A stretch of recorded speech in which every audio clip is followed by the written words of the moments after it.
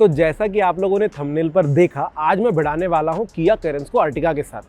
दोस्तों अगर 15-16 लाख रुपए में एक अर्टिगा पर देने वाला हूं ना, तो सोच में पड़ना चाहिए कि यार और भी ऑप्शंस हैं। इसी तर्ज पर मैं भी थोड़ा कंपैरिजन कर रहा था तो मुझे मिली कि भाई किया कैरेंस का प्रेस्टीज मॉडल जो है लगभग 15.5 लाख में आ जाता है, मतलब उतने ही प्राइस में जितने में अर्टिगा का टॉप एंड वेरिएंट यानी कि ZXi ऑटोमेटिक आता है। तो चलिए कंपैरिजन आपके सामने रखता हूं और क्लैरिटी देने की कोशिश करता हूं कि क्या लेना चाहिए।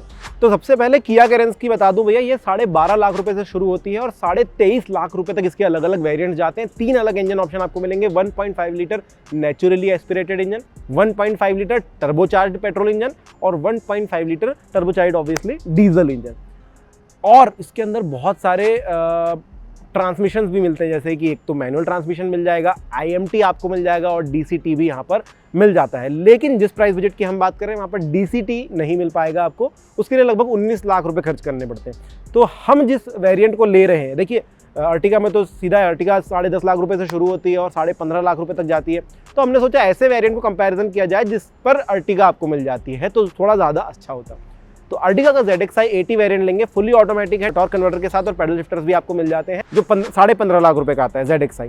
वहीं अगर किया कैरेंस की बात करोगे तो 15.5 लाख में इसका प्रेस्टीज वेरिएंट मिलेगा IMT के साथ। क्लचलेस ट्रांसमिशन है, बस आपको जो है गियर शिफ्टिंग करनी होती है। और ध्यान से अच्छे से कहूँ तो IMT में दोस्तों, जिन लोगों को नहीं पता समझ जाइए कि सिर्फ गियर अपशिफ्ट करना पड़ता है, आपको डाउन शिफ्ट ऑटोमेटिकली होते रहता है। अगर आपने स्पीड कम करी वो डाउन शिफ्ट हो जाता है, तो अपशिफ्ट करना आपको पड़ता है। IMT में क्लच नहीं होता है। तो जो ये किया कैरेंस का प्रेस्टीज मॉडल है, ये आपको 1.5 लीटर टर्बोचार्ज पेट्रोल इंजन दे देता है और IMT ट्रांसमिशन देता है, जिसका पावर 158 bhp और जिसका टॉर्क है 253 न्यूटन मीटर का, यानी कि काफी तगड़ा इंजन। वहीं अगर अर्टिगा की बात करोगे तो यहाँ पर आपको एक 1.5 लीटर का K15C स्मार्ट हाइब्रिड इंजन मिलता है, जो कि आपको 102 bhp की पावर और 136 न्यूटन मीटर का टॉर्क देता है। तो अब आप समझिए इंजन कंपैरिजन यहाँ पर कहाँ आ जाता है। हालांकि अर्टिगा में ये एक फायदा है कि इसका माइलेज बहुत ज़्यादा है। 2 चीज़ों की वजह से अर्टिगा के इंजन में आपको एक तो ऑटोमेटिक मिल रहा है, फुली ऑटोमेटिक, आपको कोई गियर शिफ्ट की ज़रूरत नहीं है, उसका माइलेज से कोई लेना देना नहीं है। 1.5 लीटर का नेचुरली एस्पिरेटेड इंजन है, जो कि पावर और टॉर्क कम बना रहा है। उसको इस तरीके से डिज़ाइन किया गया है कि आपको अच्छा खासा एवरेज मिले, तो 20 तक का एवरेज क्लेम करती है अर्टिगा। प्लस उसमें क्या चीज़ आती है, उसमें ये आता है कि स्मार्ट हाइब्रिड है, तो बैटरी पैक्स भी हैं, तो रीजन ब्रेकिंग भी चलती रहती है लगातार, तो उससे भी थोड़ा सपोर्ट मिल जाता है। और आइडल स्टार्ट स्टॉप का ऑप्शन भी आपको मिल जाता है अर्टिगा के अंदर, जिसकी वजह से माइलेज जो है लगभग 20-21 का क्लेम किया जाता है। और हो के माइलेज आपको 16-17 तो अर्टिगा दे ही देती है। वहीं अगर आप बात करोगे कैरेंस की, तो कैरेंस के अंदर आइडल स्टार्ट स्टॉप तो है, लेकिन कोई यहाँ पर हाइब्रिड वाला फंक्शन नहीं है। इसका इंजन का नाम ही स्मार्ट स्ट्रीम है, इतना ही स्मार्ट है। तो क्योंकि पावर टॉर्क अच्छा मिल रहा है आपको, तो यहाँ पर एवरेज जो है थोड़ा सा कम मिलता है। अगर आप सिटी ड्राइव कर रहे हो तो जितने भी लोग हैं जो चला रहे हैं, उनका कहना है कि 12-13 का माइलेज निकालती है, हाईवेज पर आपको 16 तक ये दे सकती है। तो ये आपको एक चीज़ ध्यान में रखनी होगी। अगर बहुत ज़्यादा माइलेज के लिए जा रहे हो तो फिर अर्टिगा बेटर होगी, लेकिन अच्छे पावर टॉर्क की बात करेंगे तो कैरेंस यहाँ पर आगे निकल जाती है। इसके बाद में बात करना चाहूँगा इनके साइजेस की। तो आपको बता दूँ, दोनों ही गाड़ियों में आपको बहुत ज़्यादा बूट स्पेस नहीं मिलता है, क्योंकि 7 सीटर गाड़ियाँ हैं दोनों की दोनों। लंबाई में किया कैरेंस थोड़ी सी आगे निकल जाती है, लगभग 4540 mm की इसकी लेंथ है, जबकि अर्टिगा 4395 पर आती है। 4-5 सेंटीमीटर का फर्क आपको देखने के लिए मिलेगा। तो कैरेंस विड्थ में 1800 mm की, जबकि 1735 mm की जो है आपको अर्टिगा मिलेगी। और हाइट के मामले में भी कैरेंस यहाँ पर थोड़ी सी ज़्यादा होती है। हाइट है इसकी 1708 mm और 1690 mm हाइट होती है अर्टिगा की। तो ये फ़र्क आपको डायमेंशंस में मिलेंगे। लेकिन अगर व्हील बेस की बात करूंगा तो 2780 mm का व्हील बेस जो है कैरेंस का होता है और 2740 mm का अर्टिगा का। बट बहुत बड़ा डिफरेंस यहाँ पर आता है, क्योंकि व्हील बेस कैरेंस का ज़्यादा है, तो आपको लग रहा होगा कि यार ग्राउंड क्लियरेंस थोड़ा सा जो है सही काम नहीं कर पाएगा। लेकिन कैरेंस में 16 इंच के अलॉय व्हील्स आते हैं। तो कैरेंस में मिलते हैं भैया 205/65 R16 के व्हील्स, जबकि अर्टिगा आपको देती है 185/65 R15 के व्हील्स। अब कुछ ऐसे फीचर्स आपको बताऊंगा कि जो दोनों गाड़ियों में कॉमन है, उसके बाद मैं इन पर आऊंगा कि भाई कौन से फीचर्स कैरेंस आपको एक्स्ट्रा दे रही है और कौन से अर्टिगा है जो आप कैरेंस में मिस करोगे अगर आप कैरेंस चूज करते हो।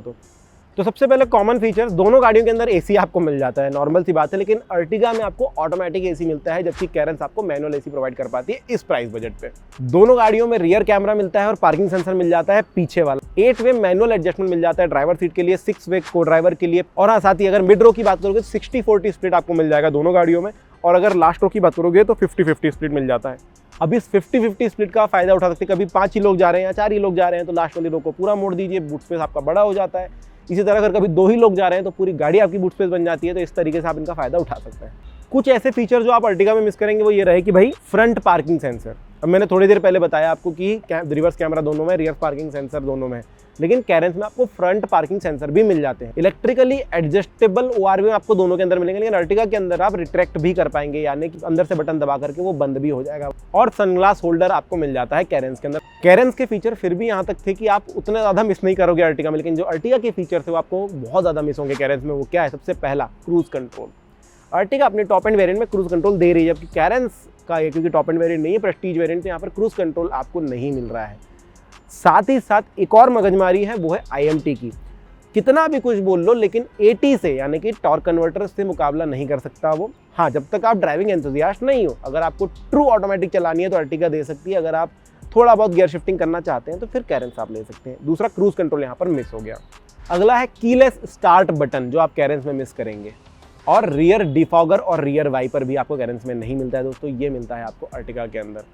तो ये सारे फीचर, अब रियर डिफॉगर, रियर वाइपर डलवाया जा सकता है, लेकिन क्रूज कंट्रोल एक बहुत बड़ा फीचर है जो कि मिस आउट हो गया है, तो आपको इसके लिए थोड़े से पैसे और खर्च करने पड़ेंगे कैरेंस में। अदरवाइज कैरेंस अच्छे इंजन के साथ आती है, अच्छे स्ट्रक्चर के साथ आती है।